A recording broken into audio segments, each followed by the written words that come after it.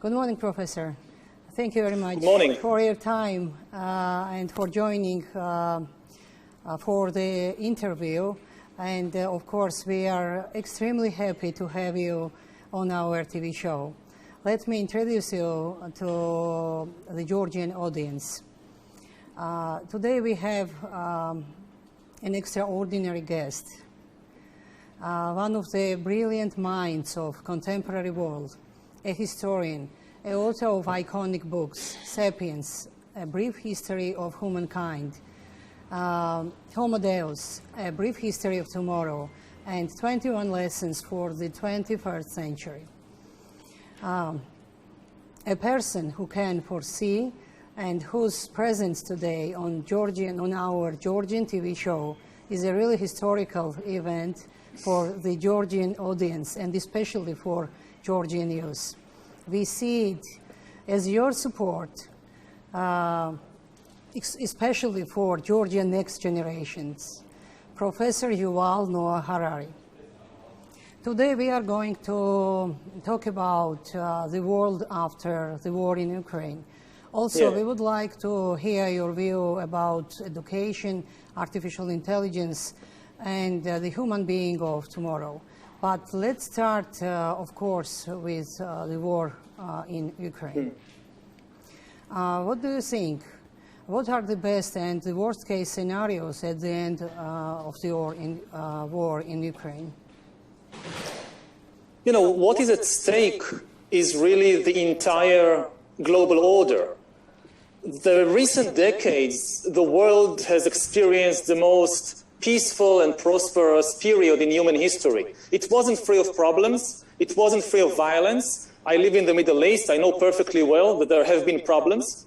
But you know, since 1945, it didn't happen even once that an internationally recognized state was simply destroyed, wiped off the map by an external invasion. This was very common before in history. You know, all the Ottoman Turks and the Tsars and the Mongols, this is what they did all the time. And it didn't happen in the last few decades because we managed to establish a more peaceful and orderly global order. And this was also reflected in the budgets of governments. For most of history, all the sultans and kings and khans, they spent most of their money on their military, on fortresses and armies and things like that. In the early 21st century, the average expense of governments across the world on the military is just 6%, which is very, very little, and which enabled governments to spend much more on healthcare, on education, on welfare. Now everything is at stake because Putin has broken the biggest taboo of the global order. He's trying to simply destroy a country that didn't even threaten him. If he succeeds, this will destabilize peace all over the world because dictators and regimes all over the world are watching to see if he can get away with it. And it will also cause defense budgets around the world to skyrocket. We already saw Germany, for instance, doubling its defense budget. So the money that should go to teachers and nurses and social workers will instead go to tanks and missiles. But it's not too late to prevent this catastrophe. If Putin loses, if Putin is not allowed to win, then it will actually maybe strengthen the global order. Because it's like every social norm, that if some bully tries to break it, and the bully succeeds, then the norm is broken and the order collapses. But if the bully fails, and if everybody sees that he fails, then actually the social norm becomes stronger. Then dictators and militaristic regimes, they are reminded, you can't do that. You cannot just invade and destroy another country just because you want to. So I don't know what will happen. I can't foresee the future. But we are clearly at a very critical moment in history when we have two very different options before us. Yeah. And let's speak about the mistakes the West made. Can we see what are the mistakes that the West should never make again, considering the lessons learned after Russia's invasion, Russia's last invasion in Ukraine? Well, I think that actually the West reacted to the invasion more quickly and forcefully and in a more united way than anybody expected, certainly than Putin expected. You know, there is very widespread support for Ukraine. Nobody is telling Ukraine, no, just give, like, you know, with Hitler and Czechoslovakia, it didn't happen this time. They didn't tell Ukraine, no, just give up to the dictator. They supported it. You see even countries like Finland and Sweden now joining NATO and sending arms to Ukraine. You see Switzerland imposing sanctions on Russia. You see big oil corporations pulling out investments from Russia, which nobody really thought it would happen. So actually Putin thought that he would divide the West and show the world how weak the West has become, and he's actually achieving the opposite. He's uniting the West, and again, I don't know what will happen, but there is a chance that actually the West, and not just the West, but the whole democratic world will emerge from this conflict stronger and more united than it was before, and realizing that you need to keep a united front and against these kinds of militaristic dictators. And those who try to blame the West for the war, you know, you have the propaganda coming from Moscow and people are saying, yes, but NATO is expanding and the threat of Ukraine joining NATO, it left the Russians with no choice. This is nonsense. Nobody forced Russia to start the war. Nobody was threatening Russia. You know, for people who say these things, I would like to ask them, please name the country that was about to invade Russia in 2022. Who do you think this country is? Do you think the Germans want to again invade Russia? Do you think Napoleon is about to come back from the dead and lead the French army to Moscow again? This is ridiculous. Nobody was planning to invade Russia. It was just, I mean, all these fears, these fantasies, they are just in the mind of the Russian leadership. Yeah, in one of your interviews, you suggested that if only Putin could wait several years more, the US and Europe will be dismantled from existing internal confrontations and cultural wars. So what will the future world order look like after Ukrainian war comes to an end? Yeah, I mean, I think that if Putin just waited 5 more years, 10 more years, then the West could have self-destructed. Because the West in recent years has been torn apart by a culture war between left and right and liberals and conservatives. And you see what's happening in the US between the Republicans and the Democrats. And you see what's happening in the European Union with Brexit and with leaders like Viktor Orban trying to kind of sabotage the union from within. So if Putin just did nothing and just waited, he could have succeeded, actually. But maybe he's dying, I don't know. Maybe he's too impatient. Maybe he just miscalculated. And now, again, I can't prophesize the future, but the West has a chance to save itself. The most important thing is to end the culture war within the West. Because if the West stands united, it has nothing to fear from anybody. You know, the Russian economy is smaller than the economy of Italy. The size of the Russian economy is like you take Belgium, you take the Netherlands, together you get Russia. That's it.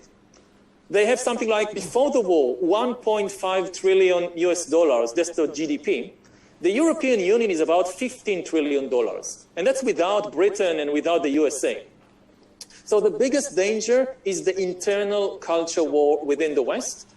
And I think Ukraine, the Ukrainians, give us inspiration to understand that the whole culture war is based on a mistake. You know, this thinking that you have to choose between nationalism and liberalism, and the right chooses nationalism, and the left chooses liberalism. It's a mistake, because there is no contradiction between the two.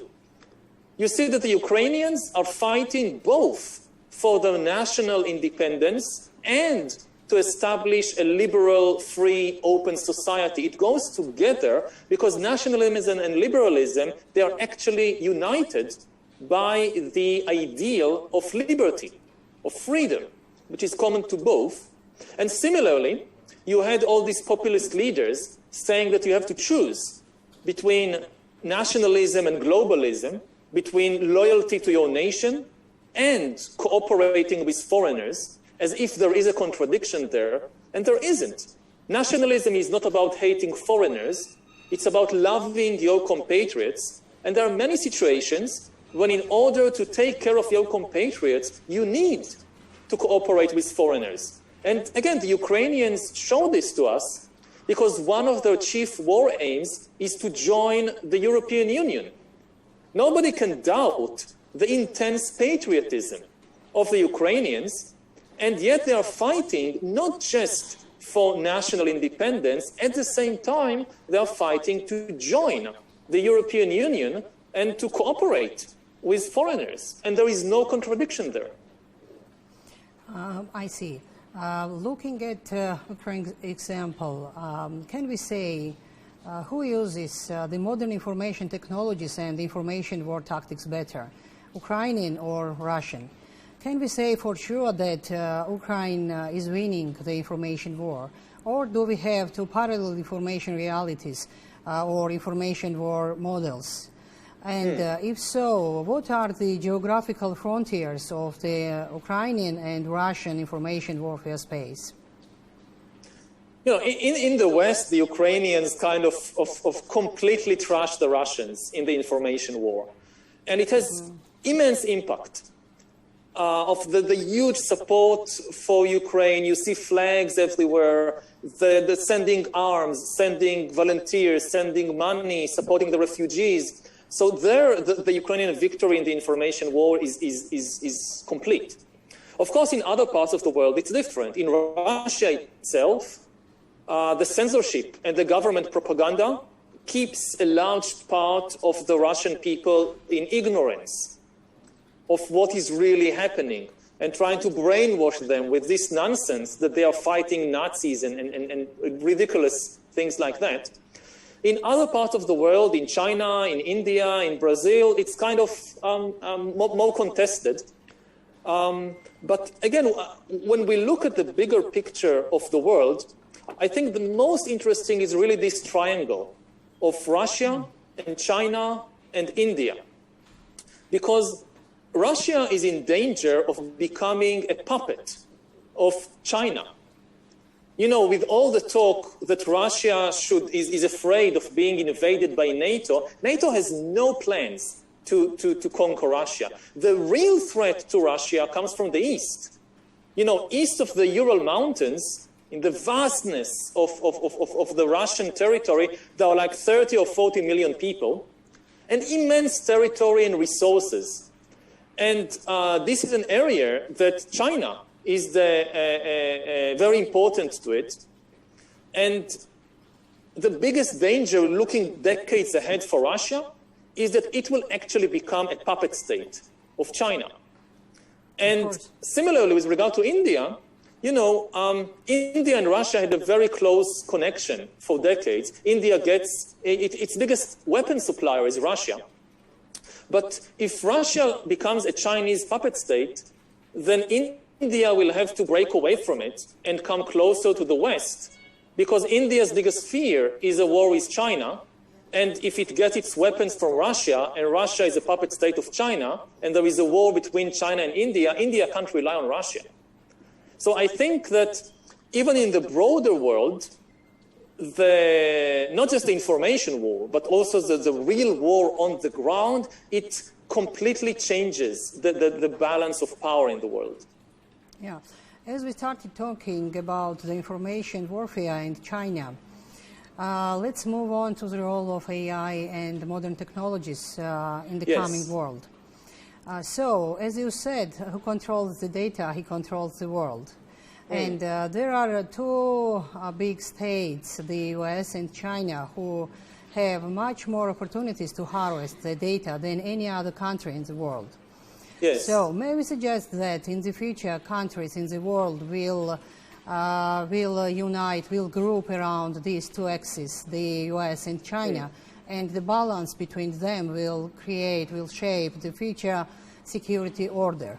Or, in other words, will we have two groups of states, one of which will try to use data in its hands for unprecedented control of people, while the other will follow a more human-oriented approach? I think that every country in the world now should be aware that we are entering a new phase of imperialism and colonialism, that we are entering kind of the era of digital empires and of data colonialism. That, you know, in the past, to control a country, you needed to send the soldiers in. Now, increasingly, to control a country, you just need to take the data out. Just imagine the situation in Georgia, let's say in 20 years, when all the most personal information of every journalist, every politician, every judge, every military officer, all the information about them is held by somebody in Beijing or in San Francisco or maybe in Moscow. You know, their medical condition, their every sexual encounter they had, every bribe maybe they took, every joke, everything about them. Is it still an independent country? Or does it become a data colony? What happens when the entire country is run on very sophisticated computer and AI infrastructure, which is actually provided and controlled by another country because you don't have the technology yourself to do it? And this becomes a new kind of empire. And, you know, the data is harvested all over the world, sent to the imperial hub, to the center, whether it's China or the US or somewhere else, used both for political control, but also for economic control. Because in more and more industries, the most important asset now is the data. Of course. You know, even in very old industries like textiles, the most important thing today in the textile industry is not the cotton, it's not the factories that produce the shirts, it's the data about what customers like and dislike. It's about the latest trends. So when all the data from all the world is harvested by a few corporations like, I don't know, Amazon or Alibaba, so they can actually control even the economy in far-off countries. So this is now a danger that all countries should be aware of. At present, there are just two countries who are leading the race in AI and data harvesting. This is China and the US. They are dividing the world between them. You know, in the Cold War, we had the Iron Curtain. Now we have the Silicon Curtain. Which part of the world do you belong to? Do you belong to the American side using Google and Amazon? Or do you belong to the Chinese side using Alibaba and Baidu? This will increasingly divide the world. Now, I hope that smaller countries, by cooperating between them and by implementing wise policies as soon as possible, will be able to kind of escape the complete control of these imperial giants and create a somewhat more balanced world. But we don't have much time to do it. I mean, it's moving so quickly. Yeah, and talking about the threat of AI, there are the need of a new Bill of Rights, which should defend a human being against modern technologies. Yes. So what should the new Bill of Rights look like to achieve this goal? So there are several principles that we should enshrine and defend One principle is that the data collected about me should be used to help me and not to manipulate me. And we already have it in many other fields. Like I go to my doctor, I share very personal private data with my doctor. My doctor is obliged, she has to use this information to help me, not to manipulate me. It's not legal for the doctor to take my personal information and sell it to some corporation or some political party that will use that to manipulate me. So it should be the same with also the big corporations or the governments.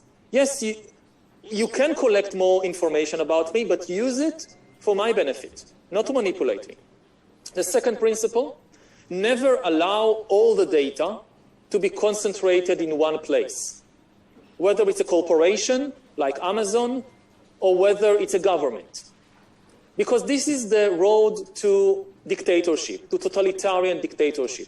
Somebody who knows everything about everybody, that's the ultimate dictator. So it should be separated. We should have several balancing agencies, institutions. So, for instance, the healthcare authority, which collects information in order, for example, to stop epidemics, shouldn't share this data with the police or with my employers. It should remain separate.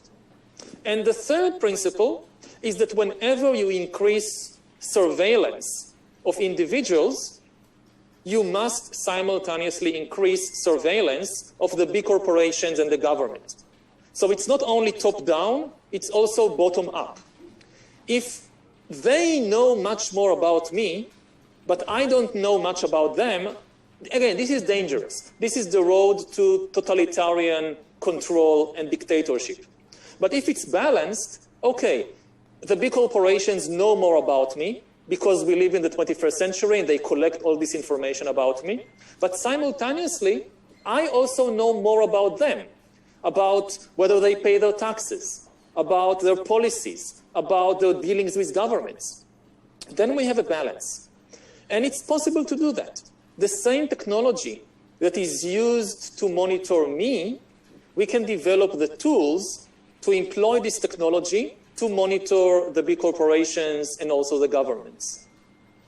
So, as we started talking about giant corporations, what do you think, Professor? Is there any difference? Is there a difference between the approaches of Mark Zuckerberg and Elon Musk towards the goals and areas of using AI? And whose approach seems more human-oriented? I'm not an expert on that. I'm not sure what exactly are their policies and what are their aims, so I can't comment on that. But I can say that it's very dangerous that individuals who don't represent anybody, they were not elected even by the American public, let alone by the humans around the world, that they have so much power to shape the future, really the future of humanity. I mean, who gave them this authority? Well, where did it come from? And yeah, AI has the potential to really change the course of the evolution of life on Earth. That's amazing power. You know, for 4 billion years of evolution, all of life was organic.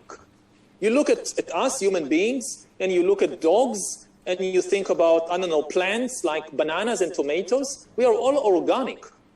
And suddenly, we are beginning to create inorganic entities that can make decisions on their own, that can move independently, that can take action. This is unprecedented.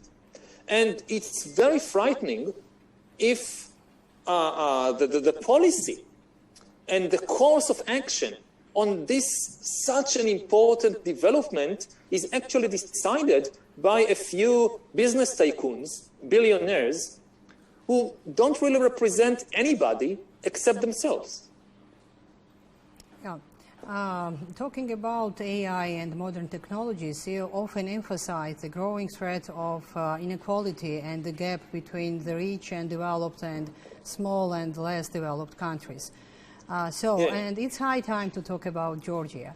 What should Georgia and the countries like Georgia do to not only survive but also be successful in the era of technological revolution? Yeah, so first it should be noted that small countries in this era are not powerless. They can become leaders also in fields like AI. You look at my country of Israel, you look at Estonia, for instance, they made huge advances. But the key is to cooperate with a lot of other countries. But because if you compare Georgia or Estonia with the United States or with China, obviously it's not really a balanced situation. But if you have all the European countries working together, not just adopting common policies on regulations, let's say on privacy, but also building together an AI industry which competes with the Chinese and the Americans adopting different principles, then there is a real chance of balancing these two big forces and of trying to change the general course of the development of this technology. So I think that the two key issues is, first of all, to cooperate with other countries, and of course, to try and adopt the best policies within the country. How, for instance, to protect the privacy of citizens of Georgia, how to protect their information from being exploited or harvested by both powerful interest groups inside the country and also outside the country, and how to educate the new generation for a completely new world. Because the key thing about education in the 21st century is that nobody has any idea how the world would look like in 2040 and how the job market would look like in 2040. We are not sure what kind of skills will be necessary. And we can't wait until 2040. We need to educate people today. So I would put my emphasis not on learning a particular skill. You don't know, maybe this skill is automated by 2040, but on teaching people how to keep learning, how to keep changing, how to keep an open mind throughout their lives, because they will have to change and learn and reinvent themselves again and again throughout their life, which is very stressful, very difficult psychologically.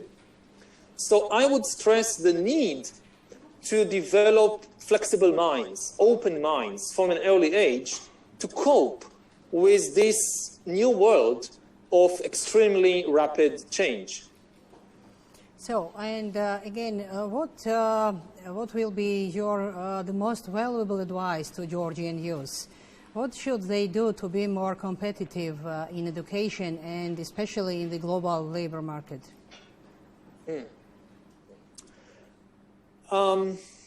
So again, nobody can foresee how the global labor market would look like in 2040.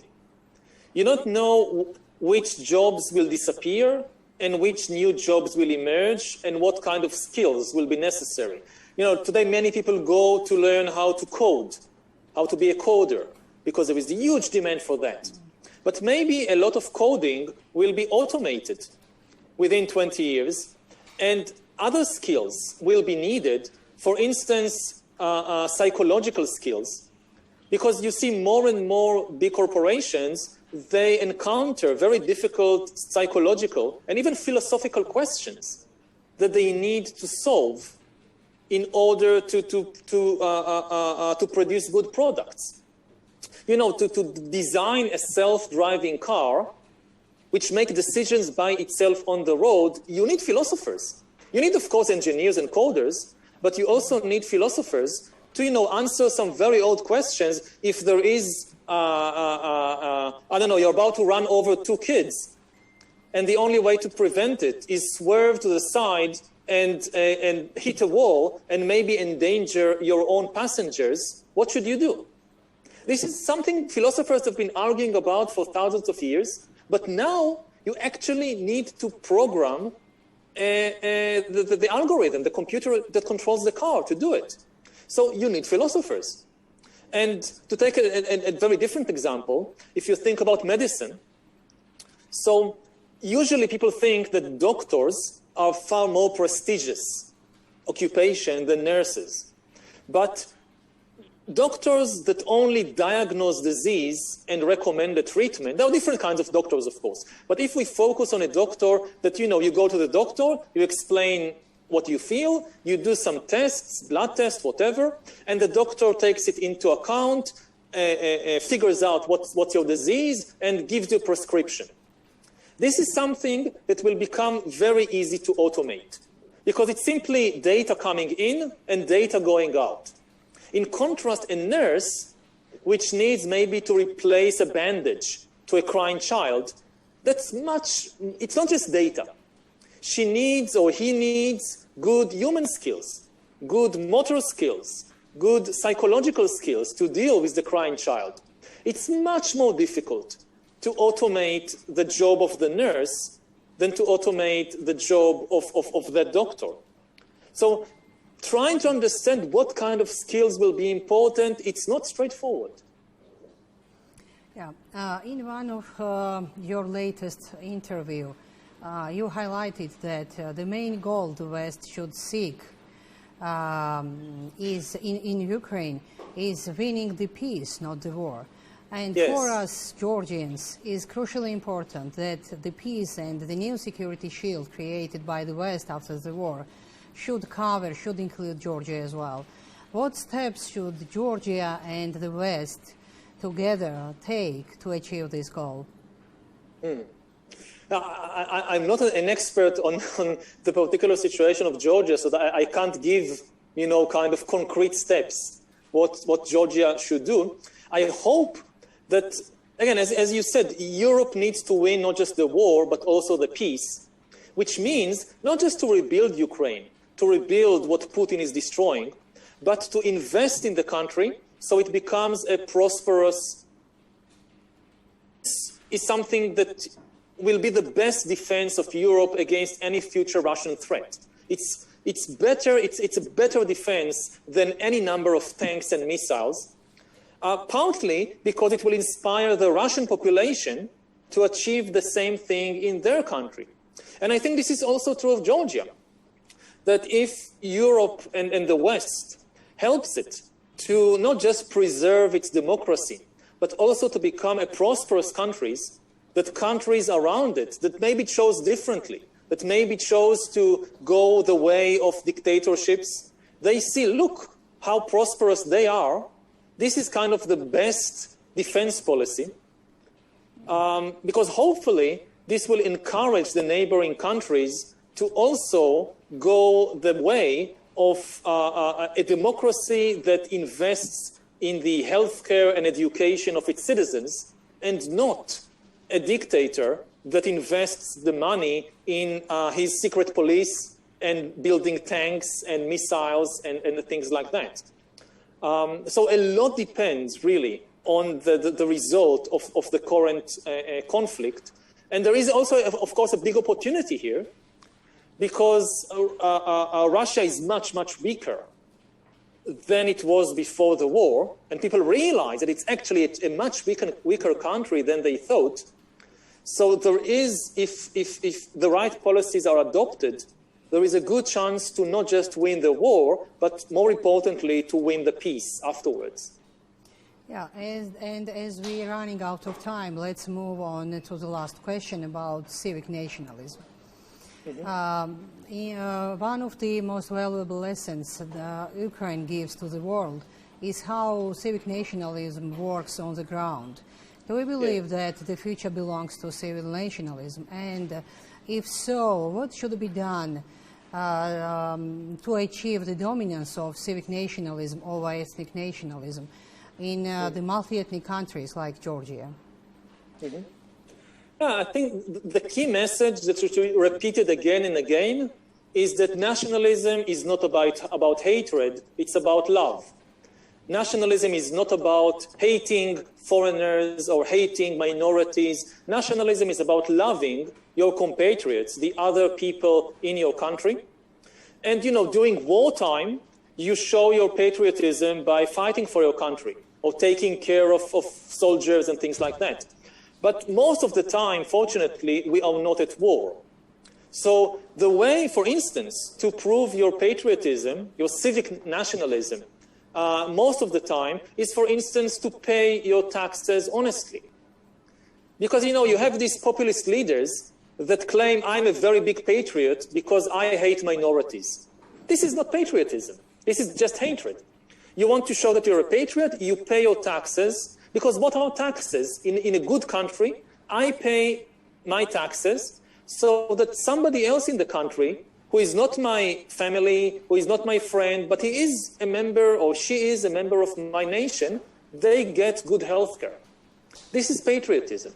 And similarly, if I'm a government minister, and there is a big contract to build a new road, and I can give this contract either to my cousin, who gives a bad offer, but he's my cousin, or I can give it to a stranger, he's not my cousin, but he gives a better offer. Patriotism means I give the contract to this stranger, because this serves the interests of the public and not the interests of my family and friends. So if we remember that this is what patriotism means and not hatred, I think we are on the right way. Yeah, thank you, Professor, for your interview, for your outstanding job. We look forward to having more opportunities for interviews with you in the future. And of course, we'll be very, very honored to see you in Georgia. I will be happy to. Thank you. Thank you.